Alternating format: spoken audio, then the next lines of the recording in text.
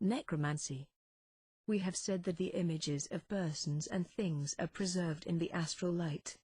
Therein also can be evoked the forms of those who are in our world no longer, and by this means are accomplished those mysteries of necromancy which are so contested and at the same time so real.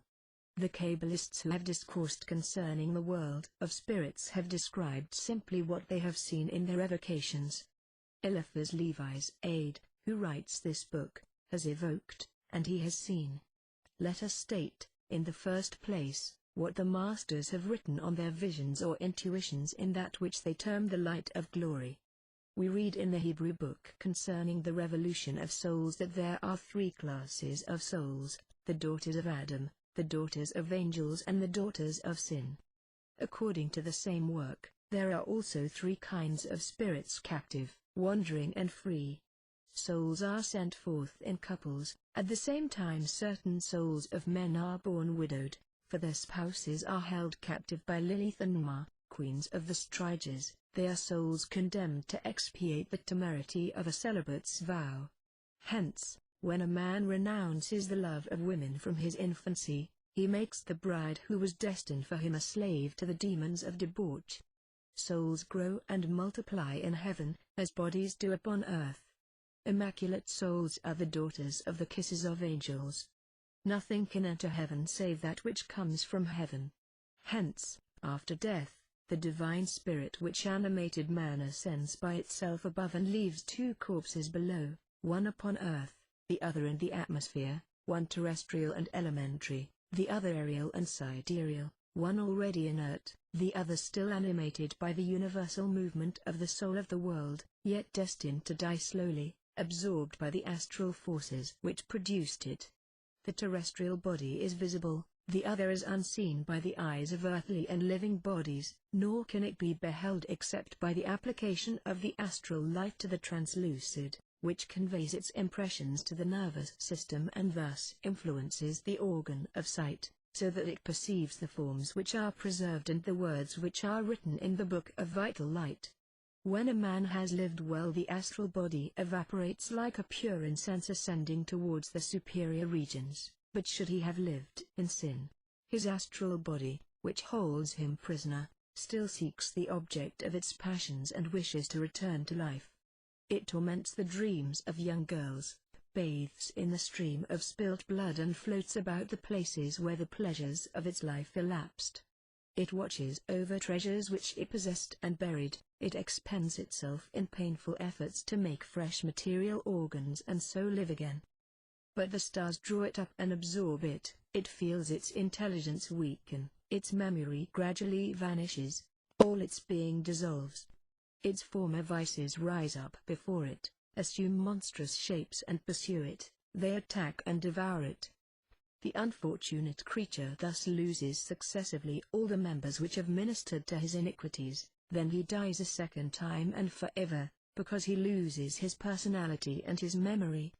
Souls which are destined to live, but are not yet purified completely, remain captive for a longer or shorter period in the astral body, wherein they are burned by the odic light, which seeks to absorb and dissolve them. It is in order to escape from this body that suffering souls sometimes enter the organisms of the living and dwell therein in that state which Kabbalists term embryonic. Now, it is these aerial bodies which are evoked by necromancy. We enter into communion with larvae, with dead or perishing substances, by this operation.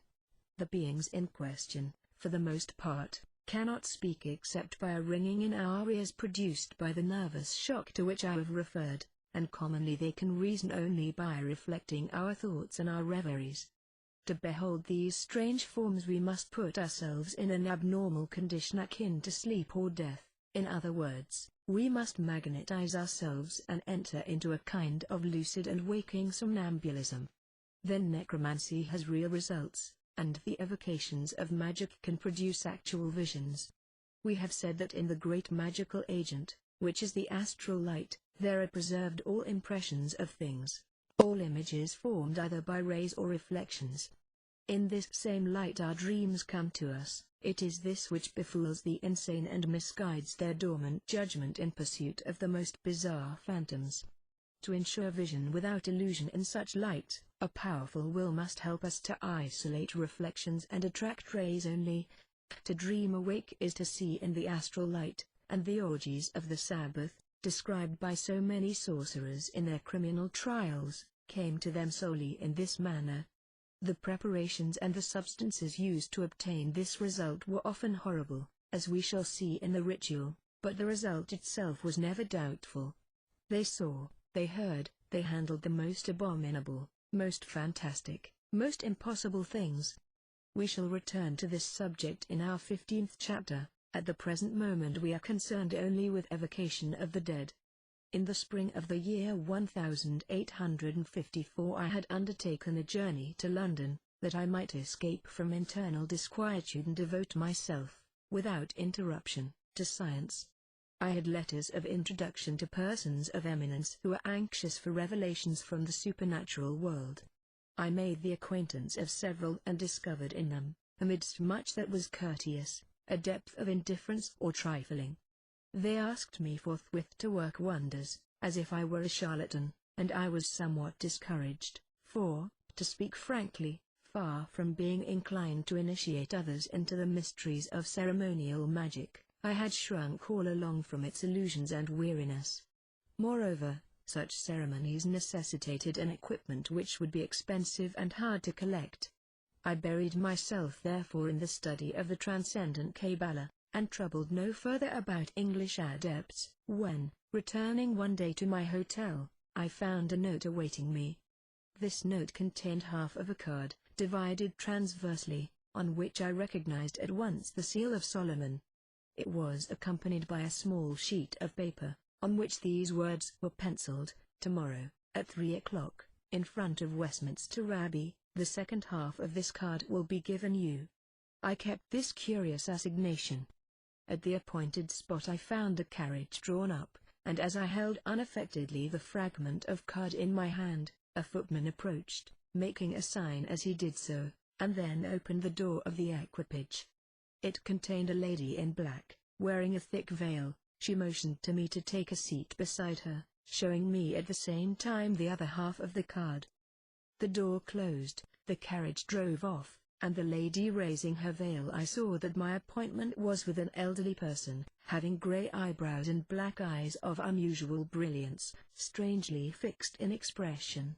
"Sir," she began, with a strongly marked English accent, "I am aware that the law of secrecy is rigorous amongst adepts. A friend of Sir Biel who has seen you, knows that you have been asked for phenomena, and that you have refused to gratify such curiosity. You are possibly without the materials. I should like to show you a complete magical cabinet, but I must exact beforehand the most inviolable silence. If you will not give me this pledge upon your honor, I shall give orders for you to be driven to your hotel." I made the required promise and keep it faithfully by not divulging the name, position or abode of this lady, whom I soon recognized as an initiate, not exactly of the first order, but still of a most exalted grade. We had a number of long conversations, in the course of which she insisted always upon the necessity of practical experience to complete initiation. She showed me a collection of magical vestments and instruments, lent me some rare books which I needed. In short, she determined me to attempt at her house the experiment of a complete evocation, for which I prepared during a period of 21 days, scrupulously observing the rules laid down in the 13th chapter of the ritual. The preliminaries terminated on 2nd July. It was proposed to evoke the phantom of the divine Apollonius and interrogated upon two secrets, one which concerned myself and one which interested the lady. She had counted on taking part in the evocation with a trustworthy person, who, however, proved nervous at the last moment, and, as the triad or unity is indispensable for magical rites, I was left to my own resources. The cabinet prepared for the evocation was situated in a turret. It contained 4 concave mirrors and a species of altar having a white marble top, encircled by a chain of magnetized iron. The sign of the pentagram, as given in the 5th chapter of this work, was graven and gilded on the white marble surface. It was inscribed also in various colors upon a new white lambskin stretched beneath the altar. In the middle of the marble table there was a small copper chafing dish, containing charcoal of alder and laurel wood. Another chafing dish was set before me on a tripod. I was clothed in a white garment, very similar to the alb of our Catholic priests, but longer and wider, and I wore upon my head a crown of vervain leaves, intertwined with a golden chain. I held a new sword in one hand, and in the other the ritual. I kindled 2 fires with the requisite prepared substances, and began reading the evocations of the ritual in a voice at first low, but rising by degrees. The smoke spread, the flame caused the objects upon which it fell to waver, then it went out, the smoke still floating white and slow about the marble altar. I seemed to feel a quaking of the earth, my ears tingled, my heart beat quickly. I heaped more twigs and perfumes on the chafing dishes, and as the flame again burst up, I beheld distinctly, before the altar, the figure of a man of more than normal size, which dissolved and vanished away. I recommenced the evocations and placed myself within a circle which I had drawn previously between the tripod and the altar. Thereupon the mirror which was behind the altar seemed to brighten in its depth. One form was outlined therein, which increased and seemed to approach by degrees. 3 times, and with closed eyes, I invoked Apollonius. When I again looked forth there was a man in front of me, wrapped from head to foot in a species of shroud, which seemed more grey than white. He was lean, melancholy and beardless, and did not altogether correspond to my preconceived notion of Apollonius. I experienced an abnormally cold sensation, and when I endeavored to question the phantom I could not articulate a syllable. I therefore placed my hand upon the sign of the pentagram, and pointed the sword at the figure, commanding it mentally to obey and not alarm me, in virtue of the said sign. The form thereupon became vague, and suddenly disappeared. I directed it to return, and presently felt, as it were, a breath close by me. Something touched my hand which was holding the sword, and the arm became immediately benumbed as far as the elbow. I divined that the sword displeased the spirit, and I therefore placed it point downwards, close by me, within the circle. The human figure reappeared immediately, but I experienced such an intense weakness in all my limbs, and a swooning sensation came so quickly over me, that I made 2 steps to sit down, whereupon I fell into a profound lethargy, accompanied by dreams, of which I had only a confused recollection when I came again to myself. For several subsequent days my arm remained benumbed and painful. The apparition did not speak to me, but it seemed that the questions I had designed to ask answered themselves in my mind. To that of the lady an interior voice replied, "Death." It was concerning a man about whom she desired information. As for myself, I sought to know whether reconciliation and forgiveness were possible between 2 persons who occupied my thoughts, and the same inexorable echo within me answered, "Dead." I am stating facts as they occurred, but I would impose faith on no one. The consequence of this experience on myself must be called inexplicable. I was no longer the same man. Something of another world had passed into me. I was no longer either sad or cheerful, but I felt a singular attraction towards death, unaccompanied, however, by any suicidal tendency. I analyzed my experience carefully, and, notwithstanding a lively nervous repugnance, I repeated the same experiment on 2 further occasions, allowing some days to elapse between each. There was not, however, sufficient difference between the phenomena to warrant me in protracting a narrative which is perhaps already too long. But the net result of these 2 additional evocations was for me the revelation of 2 cabalistic secrets which might change, in a short space of time, the foundations and laws of society at large, if they came to be known generally. Am I to conclude from all this that I really evoked, saw and touched the great Apollonius of Tyana? I am not so hallucinated as to affirm or so unserious as to believe it. The effect of the preparations, the perfumes, the mirrors, the particles, is an actual drunkenness of the imagination, which must act powerfully upon a person otherwise nervous and impressionable. I do not explain the physical laws by which I saw and touched. I affirm solely that I did see and that I did touch. that I saw clearly and distinctly, apart from dreaming, and this is sufficient to establish the real efficacy of magical ceremonies. For the rest, I regard the practice as destructive and dangerous. If it became habitual, neither moral nor physical health would be able to withstand it. The elderly lady whom I have mentioned, and of whom I had reason to complain subsequently, was a case in point. Despite her asseverations to the contrary, I have no doubt that she was addicted to necromancy and gsha. At times she talked complete nonsense, at others yielded to senseless fits of passion, for which it was difficult to discover a cause.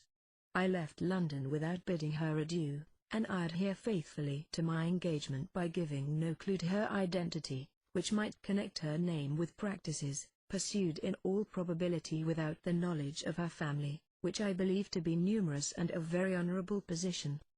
There are evocations of intelligence, evocations of love and evocations of hate, but, once more, there is no proof whatsoever that spirits leave the higher spheres to communicate with us. The opposite, as a fact, is more probable. We evoke the memories which they have left in the astral light, or common reservoir of universal magnetism. It was in this light that the Emperor Julian once saw the gods manifest, looking old, dull and decrepit, a fresh proof of the influence exercised by current and accredited opinions on the reflections of this same magical agent, which makes our tables talk and answers by taps on the walls. After the evocation I have described, I reread carefully the life of Apollonius, who is represented by historians as an ideal of antique beauty and elegance, and I remarked that towards the end of his life he was starved and tortured in prison. This circumstance, which remained perhaps in my memory without my being aware of it, may have determined the unattractive form of my vision, the latter regarded solely as the voluntary dream of a waking man. I have seen to other persons, whom there is no occasion to name, both differing, as regards costume and appearance, from what I had expected. For the rest, I commend the greatest caution to all who propose undertaking similar experiences. Their result is intense exhaustion and frequently a shock sufficient to occasion illness. I must not conclude this chapter without mentioning the curious opinions of certain Kabbalists, who distinguish between apparent and real death, holding that the two are seldom simultaneous. In their view, the majority of persons who are buried are still alive, while a number of others who are regarded